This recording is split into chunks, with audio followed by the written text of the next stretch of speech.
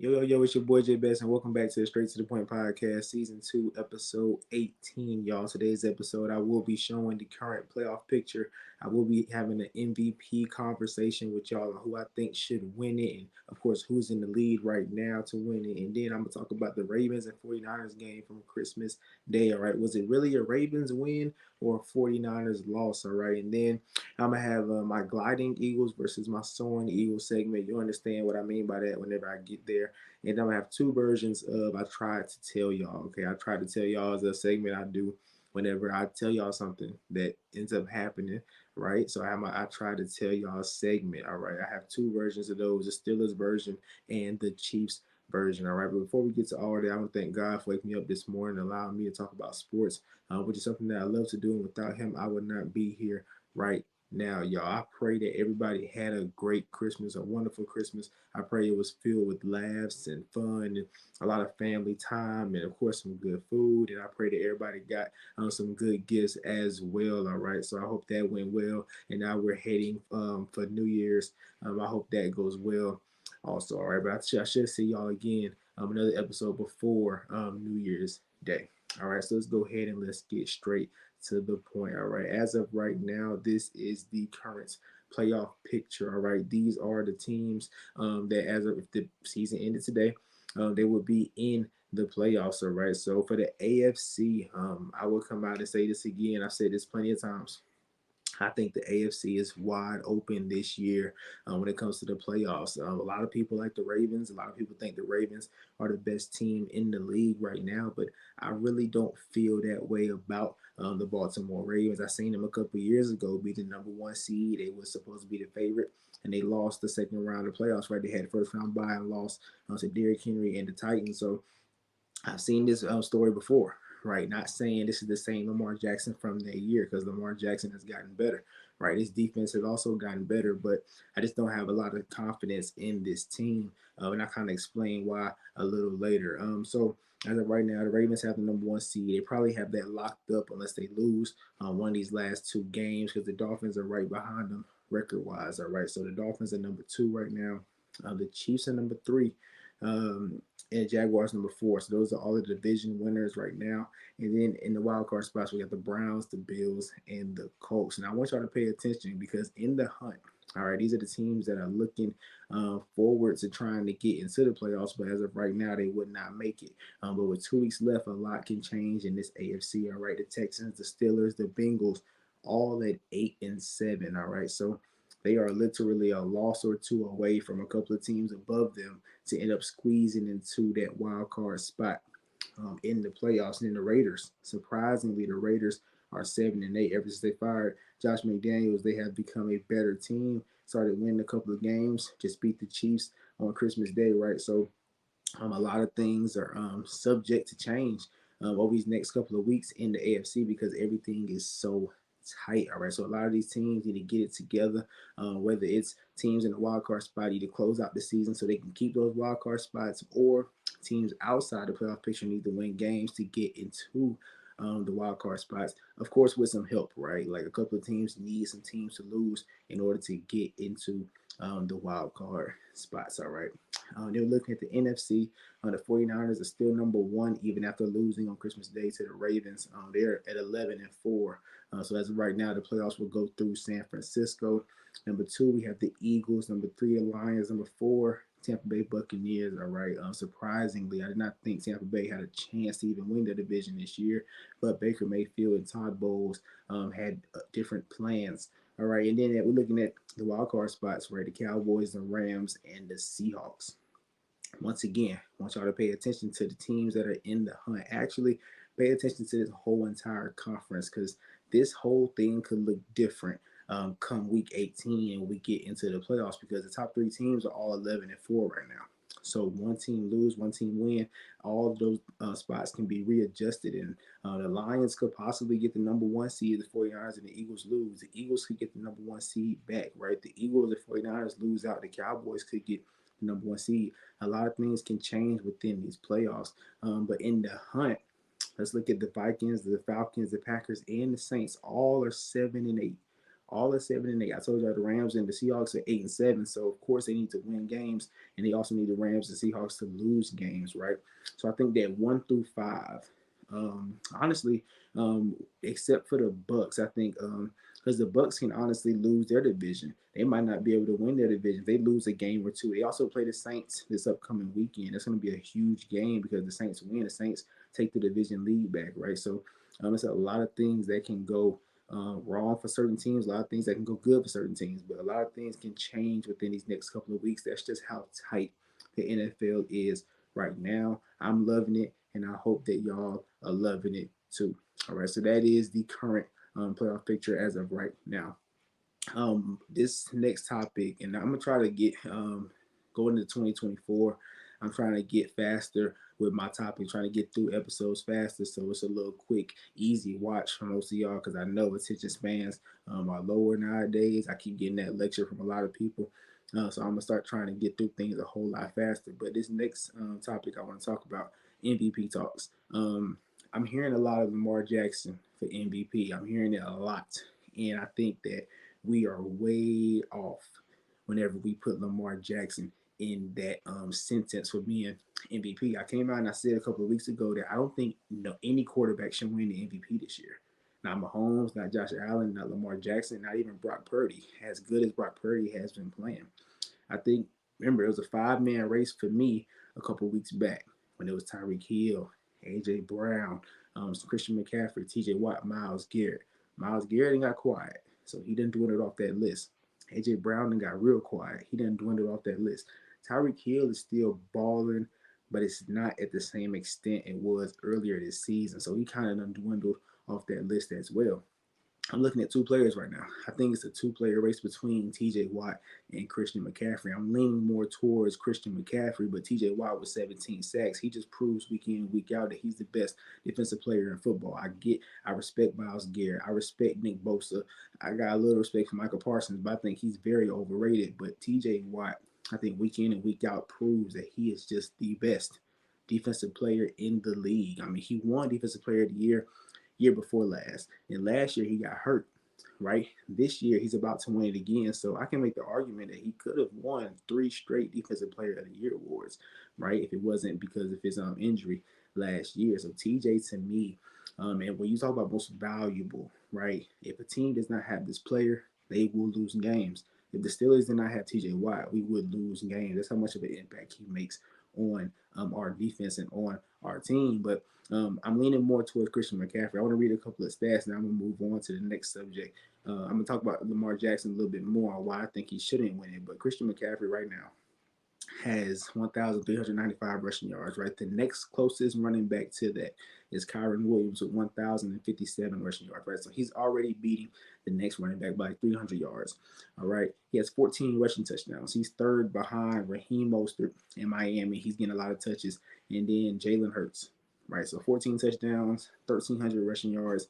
He also has 7 receiving touchdowns, tied with A.J. Brown and Keenan Allen, two receivers that at some point this year we were saying are having a really good year. So to have to be tied with them is a really good thing. Overall, total yards, all-purpose yards, he has 1,900. So 1,932 total yards. That is dominance. All right, he is the best player on one of the best offenses in the league. And then I'm looking at the fact that he has 21 touchdowns, right? 14 rushing and 17 receiving. He is 2 touchdowns away from Jerry Rice's single season record of 23, right? So he's about to break that record. And then this past week on Christmas Day against the Ravens, he went over 100 rushing and receiving yards, right? So receiving and rushing yards combined. Sorry, he had over 100 for the 8th consecutive game, y'all. And he breaks the tie for the franchise record. So he already broke that record. He's about to break the Jerry Rice single season touchdowns record. Christian McCaffrey is an all around problem. All right, this year by far the best running back in the league. And I do think this should be the first year in a long time that a quarterback has not won an MVP because I think Christian McCaffrey is more valuable to the 49ers. And not only that, but he is the best player on an offense with Deebo Samuel, George Kittle, Brandon Ayuk. His offense is loaded, and he is the standout best player. No debate, no questions asked. So I'm going to go with Christian McCaffrey for my MVP this year. Of course, it's a quarterback award, so he's probably not going to win it. But I think the NFL this year needs to show that, hey, if the quarterback's not doing what they've been doing in the past, we got to give it to the next best player, which is Christian McCaffrey at the running back position. But this Lamar Jackson talk for MVP, I just think we're pushing the narrative a little too hard. All right, Lamar Jackson, the year he won MVP, okay, 2019, I believe, he had 36 passing touchdowns and 7 rushing touchdowns. Those are great stats, amazing stats, right? He won this MVP unanimously that year because he put up those numbers. This year, we're trying to say he's a win MVP again. He has 19 passing touchdowns and 5 rushing touchdowns. Y'all, he is 15th in passing yards. He is 16th in passing touchdowns with 19. He's tied with Sam Howell and Derek Carr, who we do not view nowhere near the MVP race.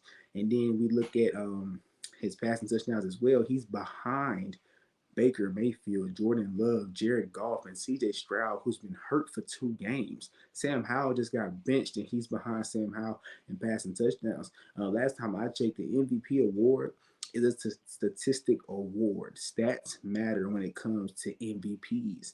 All right, the year Mahomes won, I think he threw like 50 touchdowns or something close to that, right?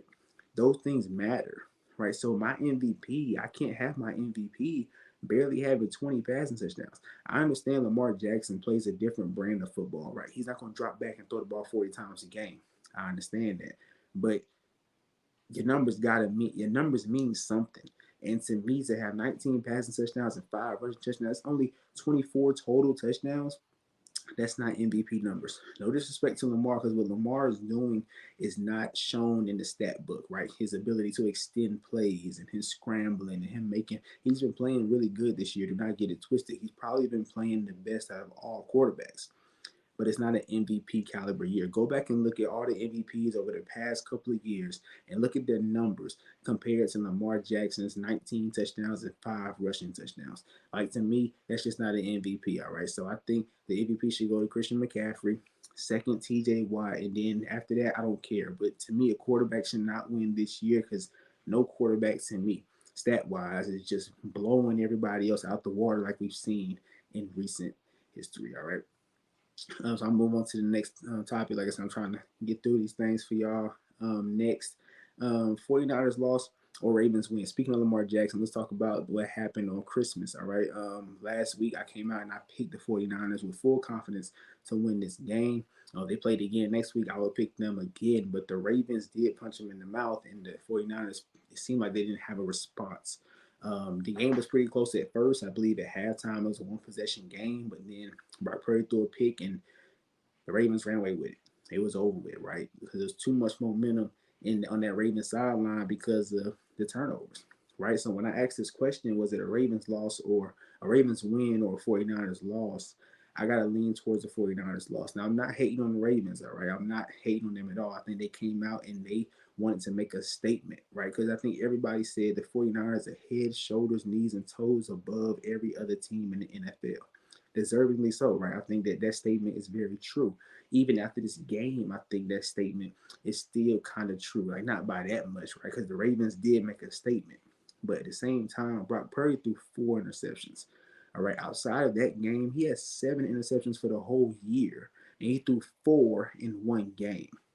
Like, to me, it was more so of Brock Purdy had an F game versus the Ravens had an A game, if that makes sense, right? That's why I'm leaning more towards the 49ers loss. This 49ers offense had 10 penalties for 102 yards, right? So they're just beating themselves up at this point. They're also turning the ball over. I think that it was more of a 49ers loss than a Ravens win, all right? Once again, I'm taking no credit from the Ravens, but I think the 49ers gave this game away. And one of the interceptions by the Baltimore Ravens was a tip ball. They sent a blitz and the man jumped up, tipped the ball. I believe Brandon Stevens, cornerback for the Ravens, jumped up, tipped it, and caught it. That's a great play by the defense. But those other 3 interceptions, I want to blame Brock Purdy so much for it. And outside the stat book, let's just look at the Kyle Shanahan offense, okay? This offense is led by Christian McCaffrey. It's not led by Brock Purdy. It's led by Christian McCaffrey. What Brock Purdy has done is he has been an elite game manager. Okay. He is not the reason why this offense looked the way it looks, because we saw Jimmy Garoppolo in this same offense. It didn't look that great, right? But it looked a little bit similar, right? It didn't, not to this degree, but it didn't look bad because Kyle Shanahan runs a system where you can plug in any quarterback and make things work. Brock Purdy did play elite to the Kyle Shanahan quarterback standard, right? He's the best quarterback I've seen under Kyle Shanahan. I'll include RG3 because Brock Purdy is playing good football, but he's a product of Kyle Shanahan. That's why I don't think Brock Purdy should win the MVP, because of the offense he's in and the coach that he plays under. We know it's not him because Jimmy Garoppolo's in the same offense was just as successful as Brock Purdy has been. All right, so I think that that's in this game. Kyle Shanahan, he knew, okay, Brock Purdy and Lamar Jackson, they're leading the MVP votes right now. It's between these two. I think Kyle Shanahan tried to make it more of a Brock Purdy show versus a Christian McCaffrey show. I think he wanted to show that, hey, Brock Purdy should win the MVP. He knew Lamar Jackson was on that other sideline, so I think his ego got in the way. And he wanted to make this a Purdy versus Lamar game versus the 49ers offense versus the Ravens defense. So I think that they tried to get too cute. And that's why Brock Purdy was throwing interceptions the way he did, because they put so much on his shoulders versus just letting Christian McCaffrey run the ball. He had over 100 rushing yards with 14 carries. Give him more carries in games like this. Christian McCaffrey should be touching the ball 20 times. Like, that's how much faith I had in Christian McCaffrey to get the job done. He has proven to be the best player on the field this year in almost every game the 49ers played. Right, so I think that this game should have went more through Christian McCaffrey, but because I think Kyle Shanahan got caught up in the MVP talks and trying to make Brock Purdy look better than Lamar Jackson, that's why Brock Purdy was put in the position he was put in to throw 4 interceptions. All right, so I think this was and let me give Lamar credit, because Lamar went 23 of 35, 252 yards with 2 touchdowns. Also had 7 carries and 45 yards. Once again, Lamar Jackson stat wise is not blowing anybody out the water, right? I just read his stats. His stats are not that great, but what he's doing on the field with his legs, extending plays, escaping pressure, that is not going to be shown in the stat book, but he's doing a great job. And y'all know me, I'm not a Lamar Jackson fan, but I have not once come out this year and said anything about Lamar negatively, because it did nothing I could say. He shut me up. He's doing what I want to see him do, which is be able to throw the ball through the air, right? But it'd be more balanced, because I thought he was so run first early in his career. Now he's more balanced. Like I said, he might be having the best year outside the stat sheet at the QB position, right? If we're talking stats, no, Lamar Jackson's not even nowhere near the top. But just performance and winning games and carrying a team, Lamar Jackson has been doing a great job. So I gotta give him credit. I gotta give him credit when credit is due. I'm gonna criticize him when criticism is needed. I'm gonna give him credit when credit is also needed. All right. So shout out to him. He did a great job against a great defense, but I still think the 49ers shot themselves in the foot more than the Ravens to beat the 49ers. All right. So I'm gonna go with the 49ers loss over a Ravens win. All right, my next topic I want to get to is the gliding Eagles versus the soaring Eagles. So remember last week I came out and I said the Eagles, they was on a 3-game losing streak, and I said, okay, this team needs to average 30 over the next couple of games in order to regain my full confidence, my full trust in this Eagles team. Remember, I picked this team to go and win the Super Bowl, right? So I got a lot on this team, and that's why I'm very frustrated right now, because they're not looking like the team that I know that they can look like. All right, so the reason why I named this segment gliding eagles versus soaring eagles is because I looked at the definition. What is gliding? All right, gliding flight always results in a bird moving downward through the air. All right, so gliding is just a bird kind of coasting through the air, but he's descending. All right, that's what the Eagles look like right now. They're just coasting through the season. They're descending. They're not looking like the best team on the field night in and night out. They're just relying on the talent that they have versus really playing schematically fundamental football. They're just saying, hey, Jalen Hurts, drop back, make something happen. What I've been saying over the past couple of weeks versus a soaring eagle, right? A soaring flight is a special kind of glide in which the bird flies in a rising air current. That was the Eagles last year. Last year, the Eagles was soaring. This year, the Eagles just gliding. All right. And I think it has to do with ego, right? The Eagles know last year they kind of got through the NFC with ease, including that 49ers game. We all know Brock Purdy got hurt. It could have went either way in that game, but they ended up winning because of it. Well, not because of the injury, because if he didn't get hurt, I don't know who would have won that game.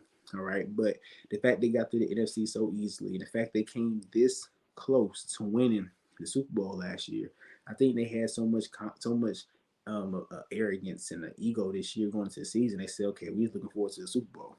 Like they're ignoring the 17 games that they got to play before they even get to the playoffs.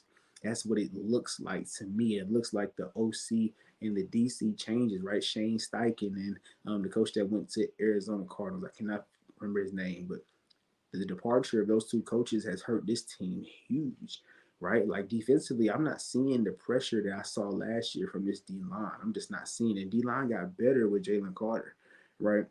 Secondary wise, they are playing god awful right now. They're getting shredded by Drew Lock and by Tyrod Taylor and Tommy DeVito to a degree, right? Like it's not they're not looking dominant like they looked last year. And then offensively is where my biggest problem is because I think that this offense can be the best offense in the league. And I stand on what I said a couple of weeks ago. Jalen Hurts is the best quarterback in the NFL.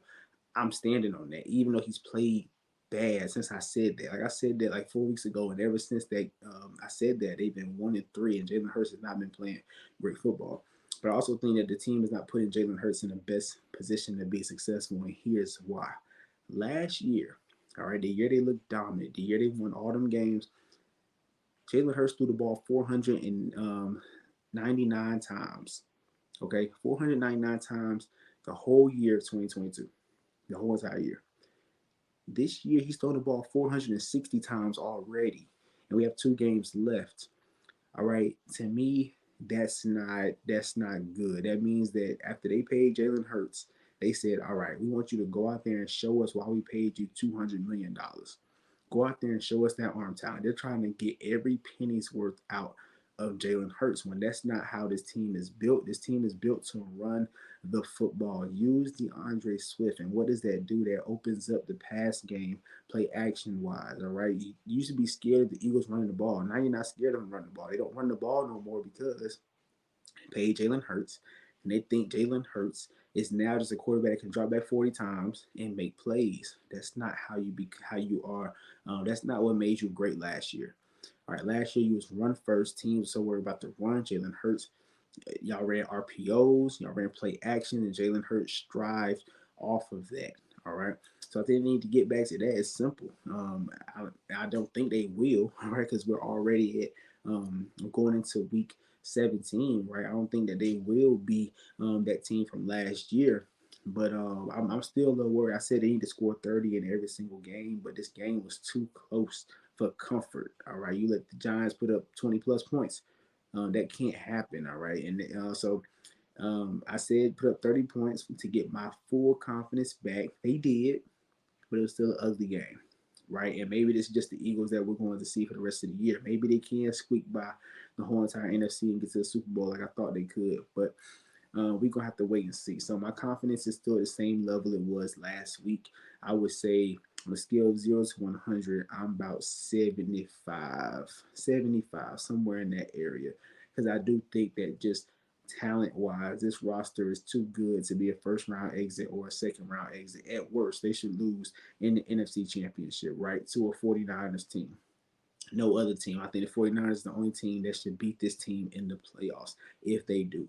Unless the Eagles play Eagles football, which is going to take a miracle to happen because they haven't showed it yet. But I still got faith in this team, and hopefully they can turn it around. All right, heading into the playoffs. All right, my next topic I'm gonna do. I tried to tell y'all part one and part two. These are the last 2 segments of today's episode. I tried to tell y'all this is the Steelers version. Okay, turn the clock back a week ago. I came out here and I defended Mike Tomlin because all I've been hearing in the media, right, sports media, ESPN, Fox Sports, whatever, Mike Tomlin was the headline. He was the headliner for last week. They kept saying that Mike Tomlin, it's time for him to go. His voice is getting stale in the organization, as in they're tired of hearing the same voice. Basically, he's getting old. They need something new. They need a new coach in there to get this team back on track. It's all Mike Tomlin's fault. That's all I heard last week, and I came up here on the show, and I so humbly said, "It's not Mike Tomlin's fault. It's the quarterback play fault. That's what it is. Our quarterback play is so bad that no coach can be put into Mike Tomlin's position and be successful with our QB play."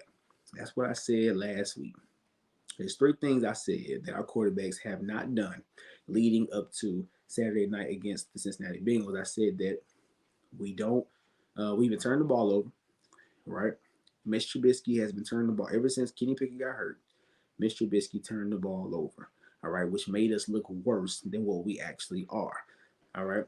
I also said that our quarterbacks were not sustaining drives.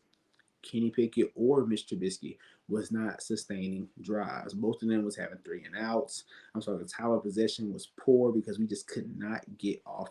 We cannot stay on the field. We kept getting off the field, kept punting the ball. Our defense is tired now, so the other team's offense is just unleashing havoc on our defense. It's getting out of hand. Right, that's why the defense yards is so bad for our defense. Yards allowed per game is so bad for our defense because our offense keeps our defense on the field. 3-and-outs with Kenny Pickett, turnovers, and 3-and-outs with Mitch Trubisky. Like I said, Kenny Pickett at least took care of the ball. The third thing I said our QB room was not doing was completing the easy passes. All right, Kenny Pickett is not completing the easy passes. Mr. Trubisky's not completing the easy passes. All right, y'all saw in the Colts game the week before this one, Mr. Trubisky missed a wide open George Pickens and sailed over his head, intercepted. Like those three phases was poor for this team. We start Mason Rudolph on Saturday night against the Bengals, and look what happened. He did not turn the ball over. He sustained drives, so the defense had rest, and the defense tore up that Bengals offense.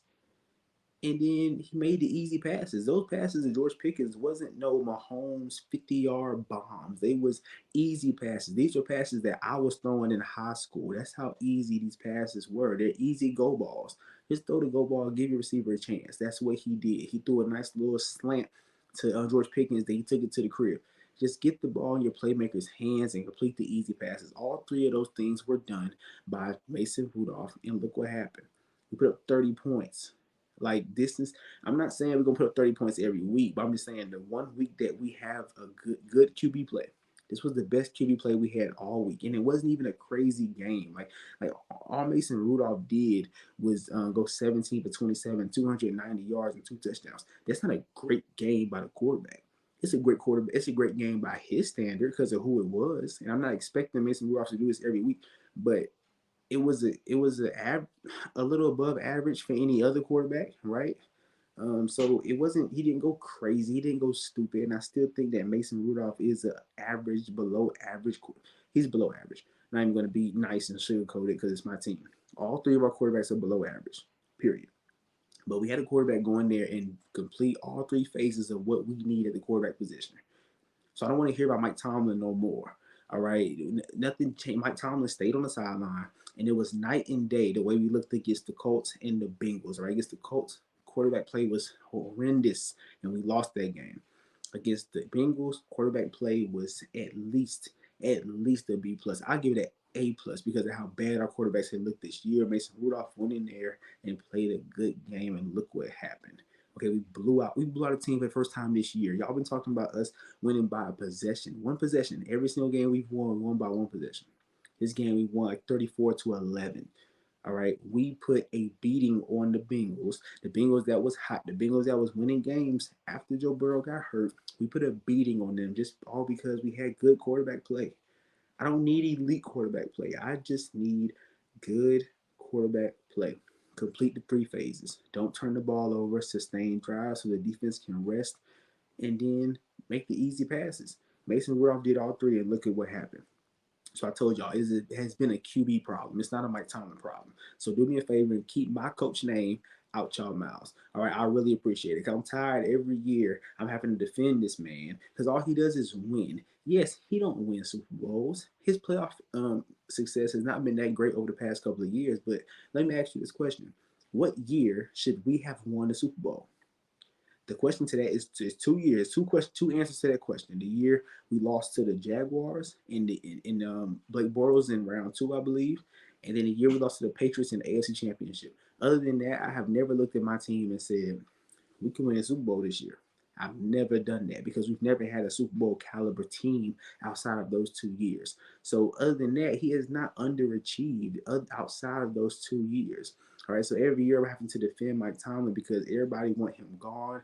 And hey, at this point, it's just coming down to the color of his skin. That's right, I said it. You heard it here on Straight to the Point podcast. It's because he's black.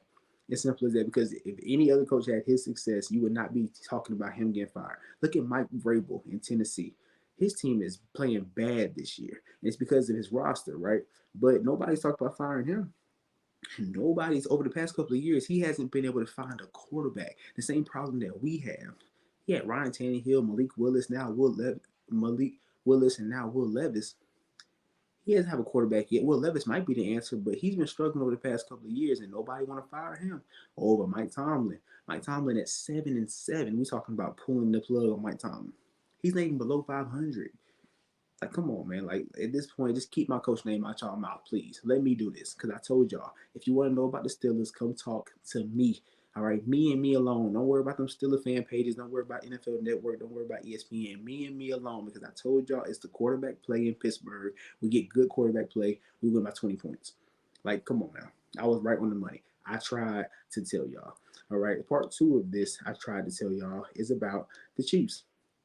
The Chiefs that everybody keep talking about, everybody keeps saying, man, they gonna turn around. Or they good. They got Patrick Mahomes. They're done. It's over. All right. This whole dynasty argument y'all tried to throw it, that everybody's trying to throw out is done. Okay. The Kansas City Chiefs would never be the same. I'm saying it right now. You heard it here first on Straight to the Point podcast. They would never be the same. I've been told y'all when I did my NFL tiers, I don't know about this team. This was the IDK team. This team and the Jaguars. Ever since I did the NFL tiers and I had those two teams under the IDK tier, they've been bad because I called it right on the money. This team is not the same. All right, looking at this Chiefs team, the Chiefs lost to the Raiders 20-14. And don't come at me talking about the Raiders defense because I haven't heard about the Raiders defense all year. But all of a sudden the Raiders defense is nice, so give the Chiefs a pass. We're not doing that. I can't name one player on that defense outside of Mason Crosby. I'm sorry, Max Crosby. Sorry, Max Crosby, a DN, a star DN for the Raiders. I can't think of one player. I mean, of course I can, but the average person cannot name another player. That's my point. This team's defense is not that good. They have one star player. The rest are below average to average. All right. And they struggled against that team. Aiden O'Connell, right? The quarterback for the Las Vegas Raiders right now, because of course they got rid of Derek Carr last year. And this year they had Jimmy Garoppolo. They benched him. He did not complete a pass after the first quarter, I believe. And the Chiefs still lost this game. That's embarrassing. That's god awful. That's the lowest of lows. This Chiefs team, I'm tired of hearing about this defense because the defense don't matter. If the offense can't score, like in this league today, you have to be able to score. I learned that as a Steelers fan. I used to come up here religiously and say, we can win because of our defense. And you see, I've changed the narrative. Now we need good QB play because if the quarterback play and the offense is not looking good, the defense can only be good for so long, especially in today's NFL. All right, today's NFL with the penalties, with the way you can hit the quarterback, with everything, the way the rules are now, you have to have an offense that can put up points. You can't win games 6-0 the whole entire year. You can't do that. All right, no matter how good your defense is, so I'm tired of hearing about this Chiefs defense because the Chiefs defense is not allowing a lot of points, but the Chiefs offense is not scoring a lot of points. So that's a recipe for nothing. It cancels out, right? Looking at this Chiefs offense between 2018 and 2022, they've scored less than 20 points only 6 times. That is amazing. That is great. That's ever since Mahomes stepped on the scene. This year alone, they've scored less than 20 points 7 times. This is the average offense with Mahomes at QB and Travis Kelce at tight end and Andy Reid calling plays. which is crazy. But his team is just falling apart. This year, Mahomes, and everybody want to give Mahomes a pass. Mahomes, he ain't got no help. Mahomes ain't got no help. Mahomes has 26 touchdowns and 14 interceptions. This is the most interceptions he's ever thrown in a season. So he's a part of the problem too. I understand some of the passes been deflected off of receivers' hands. I got it. But 14 picks, I know it wasn't. I know a pass wasn't dropped all 14 times. I know that for a fact. All right, this team has fallen off. Mahomes has taken a step back. The reason why this team was so deadly over the past couple of years is because you had the best quarterback in the league, arguably, right? Like a couple of years, I'm gonna argue A-Rod, but a lot of people are gonna say Mahomes. You had the best, most dangerous weapon at the receiver position in Tyreek Hill and Travis Kelsey. Like Travis Kelsey, even last year when Tyreek left, there was so many games where I was like, how is he getting open? He is literally the only threat on this offense, and he's still making plays. So that was a crazy thing over the past couple of years. Travis Kelsey needs more love than he gets. I still think he's maybe the second, he's top three tight end of all time. I'm gonna take Gronk over Travis Kelsey, me personally, but Travis Kelsey receiving, like strictly receiving, might be the greatest to ever do at the tight end position. And he this year, where is he at? Where he at? He thinking about Taylor Swift more than he thinking about football, clearly. Because he's taking a huge step back. So the reason why this team was so dangerous is because you had the most elite quarterback in the league, arguably, and you had the most elite weapon at tight end. Both of those players have taken steps back this year. So now the offense all around has been average. I told y'all the Chiefs. What was my I believe my segment title last week was the Chiefs' castle's crumbling. Well, the Chiefs' castle has been destroyed. It's done. It's in shambles. This team is. I've never seen Mahomes so more frustrated in my life. I've never seen Travis Kelsey slamming his helmet on the sideline. These are uncharacteristic things. And for people to come out and say, well, they had the same team last year. Well, that same team wasn't playing like this. They're just not playing good football right now. I watched Mahomes against the Raiders look average, and the receivers, they're not helping Mahomes at all, right? But you think, but y'all keep talking about how Mahomes, even with this cast of players, can figure it out and play great football. But it's affecting him too. Now he looks below. Now he looks close to average because of the weapons around him, right? And them not being able to get open, them dropping passes, et cetera, et cetera. So this team, man, they're done. And I've never seen it. And this is what kind of led me to believe that this team won't be the same. Once we started talking about defense in Kansas City, that's when I sat back like, that don't sound right. I've never seen a team in the history in my life ever be successful doing one thing, right? They're successful offensively, putting up points, and then just flip it to being successful on the defensive side of the ball, strictly because of defense. I've never seen that in my life. Name one team that from one year to the next changed their philosophy. We're going to outscore people. Now we're going to stop people from scoring. That's never happened in the history of ever. Now please pull the team that did that and let me know. All right, because I haven't seen it happen. And once that started happening, I knew this team was going downhill. So try to tell y'all, the Chiefs are going home first round of the playoffs. Bank it, stamp it. You want to bet money on it? Hit me up. They're going to lose the first round of the playoffs, no matter who they play, because they don't have enough offensively. It's too much for Mahomes to overcome, and Travis Kelsey not being who he once was has a lot to do with it. And you see the frustration building. It started the build. Well, it didn't start the Bills game, but the Bills game was the breaking point. That's where everything fell apart because Mahomes. I never seen Mahomes so mad ever, right? Because he's panicking because he knows that it's nothing he can do to save this team from going downhill, and that's the direction that they're going in right now. All right, so that is it for today's episode, y'all. I am going to do my next episode. I'm gonna post it Saturday morning, Friday night. All right, look, y'all. I'm trying to get better. Consistency is one thing I'm shooting for in 2024. All right, consistency. I'm going to get that done. I'm going to get y'all more content. I'm going to get y'all consistent content. And I'm trying to tell y'all, 2024 is going to be a movie. All right, it's going to be the best year. I believe it. And especially it's going to be the best year for the Straight to the Point podcast. All right, so I hope y'all enjoyed today's show. All right, much love. Continue to enjoy the holiday season. Enjoy family time. And I'll see y'all again this week, later on this week. All right, much love. I'm out.